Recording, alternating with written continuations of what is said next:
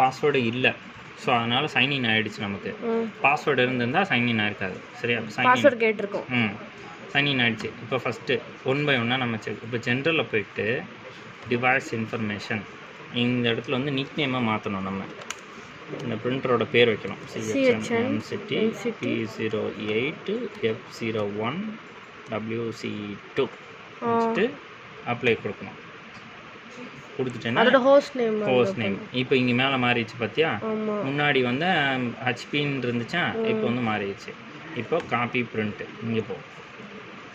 இங்கே வந்து இந்த இது டீஆக்டிவேட்டில் தான் இருக்குது. ஏன்னா நம்ம அங்கேயே பண்ணிட்டோம். நம்ம பிரிண்டரை ரீசெட் பண்ணும்போது நம்ம டீஆக்டிவேட் பண்ணிட்டோம். ஸோ அதனால் பிரச்சனை இல்லை. ஆமாம், யூஎஸ்பி டீஆக்டிவேட் பண்ணிட்டோம். இப்போ சென்ட் அண்ட் டிஜிட்டல் ஓகேவா? இங்கே போயிட்டு எனேபிள் ஸ்கேன் டு இமெயில் இருக்கா, இதை வந்து எனேபிள் பண்ணிக்கணும். பண்ணிவிட்டு இங்கே வந்து சர்வரை வந்து ஆட் பண்ணணும். இங்கே வந்து நம்ம எஸ்எம்டிபி சர்வரோட டீட்டெயில்ஸ் கொடுக்கணும். ஓகேவா? சிம்பிள் மெயில் ட்ரான்ஸ்ஃபர் போட்டோம். ஆமாம்.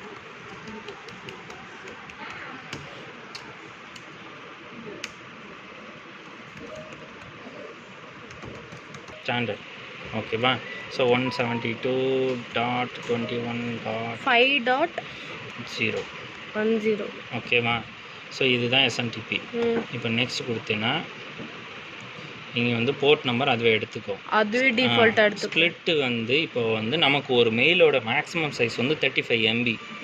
ஸோ இந்த அட்டாச்மெண்ட்லாம் 35 MBக்குள்ளே தான் இருக்கணும். ஸோ பிலோ லெஸ் தென் 35 நம்ம வந்து 15 MB. இப்போ ஒரு அட்டாச்மெண்ட் 15 MB கிராஸ் ஆகி போகுதுன்னா 2 மெயிலாக ஸ்ப்ளிட் ஆகி வரும் நமக்கு. அதுக்காக இந்த மெத்தட் நம்ம யூஸ் பண்ணுறோம். இங்கே நீ வந்து மோர் தென் சைஸ் கொடுத்துட்டேன்னா மெயில் போகாது. இப்போ நீங்கள் 40 MB கொடுக்குறேன், 40 MBக்கு ஸ்கேன் பண்ணிட்டாங்க, நம்மளோட மெயில் சைஸே 35 MB தான். அப்போ மெயில் போகாதுல்ல. இப்போ வந்து 15 நீங்கள் செட் பண்ணிட்டேன்னு வச்சுக்க. இப்போ 40 MBக்கு வருதுன்னா அது என்ன பண்ணும்? 2 மெயிலாக ஸ்ப்ளிட் ஆகும். 2லேருந்து 3 மெயிலாக ஸ்ப்ளிட் ஆகி நமக்கு வந்து வரும் டாக்குமெண்ட். சரியா? அதுக்கு தான் இங்கே வந்து கொடுக்குறாங்க.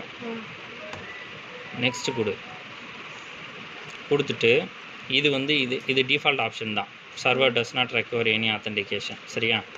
இப்போ நெக்ஸ்ட் கொடுத்துட்டு இதெல்லாம் டிஃபால்ட்டாகவே செலக்ட் ஆகிடும். நெக்ஸ்ட் கொடுத்துட்டேன்னா இங்கே வந்து மொத்தமாக எல்லா கான்ஃபிகரேஷன் நீ பண்ணது எல்லாமே இங்கே வந்துடும். சரியா? இப்போது நீ பண்ணியிருக்க கான்ஃபிகரேஷன் கரெக்டாக இல்லையான்றதை செக் பண்ணுறது வந்து பார்த்தீங்கன்னா இங்கே மெயில் ஐடியை போட்டு நீ செக் பண்ணிக்கலாம்.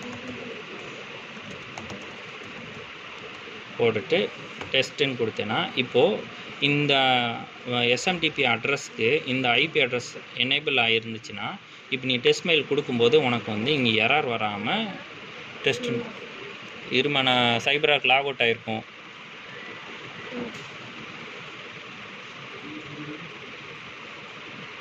சென்டிங் இமெயில்னு வருதான், டெஸ்ட் இமெயில் இங்கே வந்து சென்ட் ஆகணும். எரர் ஃபெயில்டு அப்படின்னு தான் வந்துச்சுன்னா இங்கே ஏதோ கான்ஃபிகரேஷன் ப்ராப்ளம் இருக்குதுன்னு அர்த்தம். சக்ஸஸ்ஃபுல். ஓகேவா? ஸோ அப்போ நம்ம கான்ஃபிகரேஷன் ஃபினிஷ் கொடுக்கணும். ஃபினிஷ் ஆகிடுச்சு. ஓகே. 2ன்னு இருக்குது பார்த்தியா? இந்த இடத்துல வந்து நீ வந்து அட்வான்ஸ் ஆப்ஷனை எனேபிள் பண்ணிக்கணும்.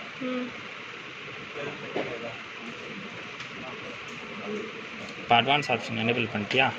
இப்போது இங்கே இருக்குது பார்த்தியா? இப்போ ஃப்ரம் அட்ரஸ் வந்து default from user sign in 2 option வரும்.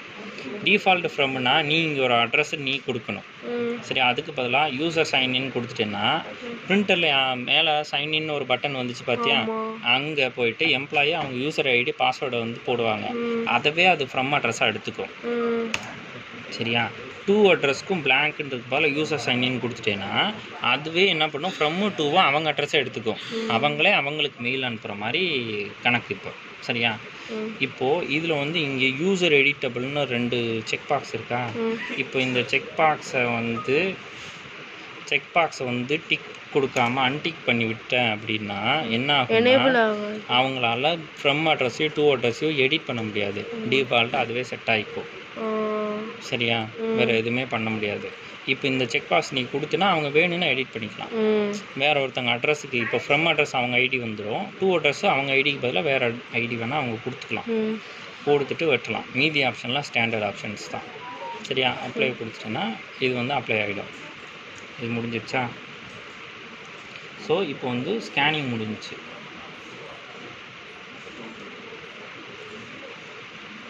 இப்போது அடுத்து வந்து செக்யூரிட்டி. ம்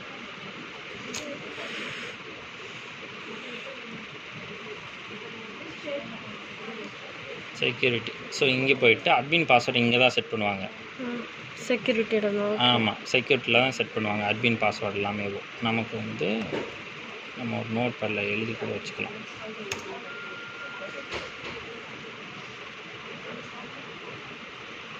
டைப் பண்ணி வச்சுக்கோ, சரியா?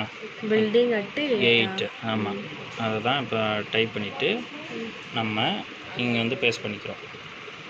பேஸ்ட் பண்ணிவிட்டு இப்போ அப்ளை கொடுத்துட்டேன்னா அந்த பாஸ்வேர்ட் செட் ஆகிடும்.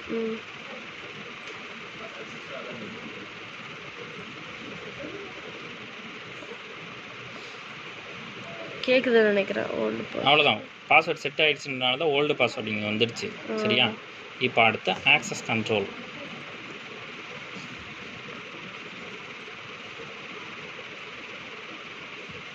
டிவைசஸ் போ.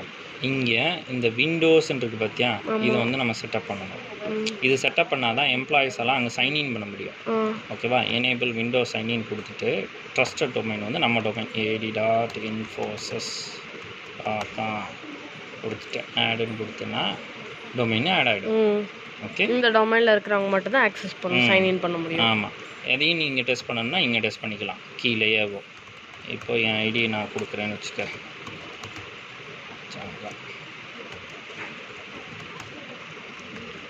இவங்க இந்த டொமைனில் இருக்கிறவங்களா அப்படின்னு என்னோட ஐடி பாஸ்வேர்ட் எல்லாம் ப்ராப்ளம் டிக் வந்துருச்சு பாரு, எனேபிள் அப்படின்னு ஒரு டிக் வந்துடும். ஓகேவா? ஸோ இது ஆடிங் கன்ஃபார்ம். அதுக்கப்புறம் இங்கே வா, இந்த கெஸ்ட் யூஸர் இங்கே வந்து டிவைஸ் யூஸர். ஓகேவா? டிவைஸ் யூஸர்னால் அந்த சைன்இன் பண்ணுறாங்க பற்றி ஐடி பாஸ்வேர்ட் போட்டு அவங்க தான் டிவைஸ் யூசர்ஸ். ஓகேவா? இந்த கெஸ்ட் யூஸர்ன்றது சைன்இன் பண்ணாமலே போனோன்னே நம்ம போய்ட்டு ஆக்சஸ் பண்ணுறோம் பார்த்தியா, அது. ஸோ எல்லாத்தையுமே கெஸ்ட் யூஸருக்கு ஆக்சஸ் கொடுக்கக்கூடாது நம்ம. ஸோ என்ன பண்ணணும், டிவைஸ் இதை வந்து ரிமூவ் பண்ணிடணும். ரிமூவ் பண்ணிவிட்டு என்னென்னலாம் கெஸ்ட் யூஸருக்கு ஆக்சஸ் கொடுக்கணும்னா ரிப்போர்ட் எடுக்கிறது கொடுத்துக்கலாம் நம்ம. ரிப்போர்ட்டில் கான்ஃபிகரேஷன் பேஜ் ஸ்டேட்டஸ் இங்கே வந்து இந்த சப்ளை ஸ்டேட்டஸ் இருக்கா, இதை வந்து நம்ம ரிப்போர்ட் எடுக்கிறதுக்கு ரிப்போர்ட்டில் சப்ளை ஸ்டேட்டஸ் மட்டும் எடுக்க முடியும். ஆமாம், அவங்களால வேறு எந்த இதுவுமே எடுக்க முடியாது.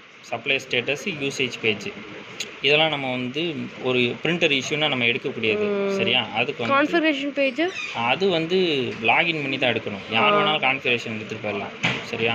அந்த மாதிரி கொடுக்கக்கூடாது. ரெண்டாவது, அதுக்கப்புறம் வந்து பிரிண்ட் ஃப்ரம் ஜாப் ஸ்டோரேஜ் இருக்குது பார்த்தியா, இது நம்ம எல்லாருக்கும் எனேபிள் பண்ணிக்கலாம். இதில் இந்த டெலிட் ஜாப் அப்படின்னு ஒரு ஆப்ஷன் இருக்கா, ஸோ இதை வந்து அன்டிக் பண்ணிடணும். இது ஏன் அன்டிக் பண்ணுறோன்னா, இப்போ வந்து இது எனேபிள் பண்ணினா இப்போ நீ பிரிண்ட் கொடுக்குற பார்த்தியா, அது ஒரு பின்னு கொடுத்து தான் பிரிண்ட் பண்ணுவேன். அங்கே போயிட்டு அந்த பின்னு போட்டால் தான் பிரிண்ட் ஆகும். இப்போ இந்த ஆப்ஷன் எனேபிள் இருந்துச்சுன்னா, இப்போ நான் போகிறேன், எனக்கு முன்னாடி நீ பிரிண்ட் கொடுத்துருக்கேன்னா உன் ஜாப் பெண்டிங்கில் இருக்குன்னு வச்சுக்க, நான் போய் ஒன்றதை டெலிட் பண்ணி விட்டுருவேன். ஒன்றதை டெலிட் பண்ணிவிட்டு என்னதை பிரிண்ட் கொடுப்பேன். இப்போ நான் இதை அன்டிக் பண்ணி விட்டேன்னா ஒன்றதை டெலிட் பண்ணால் எனக்கு பாஸ்வேர்ட் கேட்கும். பின் இல்லாமல் என்னால் டெலிட் பண்ண முடியாது. ஸோ அந்த ஆப்ஷனால் இதை எனேபிள் பண்ணி கொடுத்துருவோம். ஓகேவா? அதே மாதிரி காப்பி பண்ணுற ஆப்ஷன் யாருக்குமே பர்மிஷன் கிடையாது. செக்யூரிட்டி இங்கே பில்டிங்கில் இந்த ஃபெசிலிட்டிஸ் இருக்காங்களா, அவங்களுக்கு இருக்கிற பிரிண்டர் வேணால் காப்பி பண்ணலாம், மற்ற யாருக்குமே காப்பி பண்ணுற ஆப்ஷன் கிடையாது. ஸோ காப்பியை அன்செக் பண்ணி விட்டுறணும். ஓகேவா? ஸோ மற்றபடி வேறு எதுவுமே நீ பண்ண தேவையில்லை, எல்லாத்தையுமே அதுவே அவ்வளோதான், இதெல்லாம் முடிஞ்சிச்சு. ஸோ இது ஓவர். அப்போ அப்ளை கொடுத்துட்டேன்னா கம்ப்ளீட் ஆகிடுச்சு, அவ்வளோதான். ஸோ இப்போ இப்படி தான் ஒரு பிரிண்டரை கான்ஃபிகர் பண்ணணும். ஸோ முடிஞ்சிச்சு, இதோட கான்ஃபிகரேஷன் கம்ப்ளீட்டாக. ஒரு பிரிண்டர் புதுசாக வந்துச்சுன்னா அது இந்த மாதிரி தான் நீ கான்ஃபிகர் பண்ணணும், சரியா? ஸோ இப்போ கான்ஃபிகரேஷன் கம்ப்ளீட்டாக சக்ஸஸ்ஃபுல்லாக முடிஞ்சிருச்சு. நீ வேணும்னா நீ போயிட்டு மேலே போய் மறுபடியும் அந்த பிரிண்டரை ரீசெட் அடிச்சுட்டு திருப்பி நீங்கள் வந்து கான்ஃபிகர் பண்ணிக்கலாம். ஏன்னா அது வந்து ஆஃப்லைனில் இருக்கிற பிரிண்டர் தான், அதை நீ எத்தனை தடவை வேணால் ரீசெட் அடித்து திருப்பி ரீகான்ஃபிகர் நீ பாட்டு பண்ணிக்கிட்டே இருக்கலாம். சரி, நான் பண்ணுறேன்.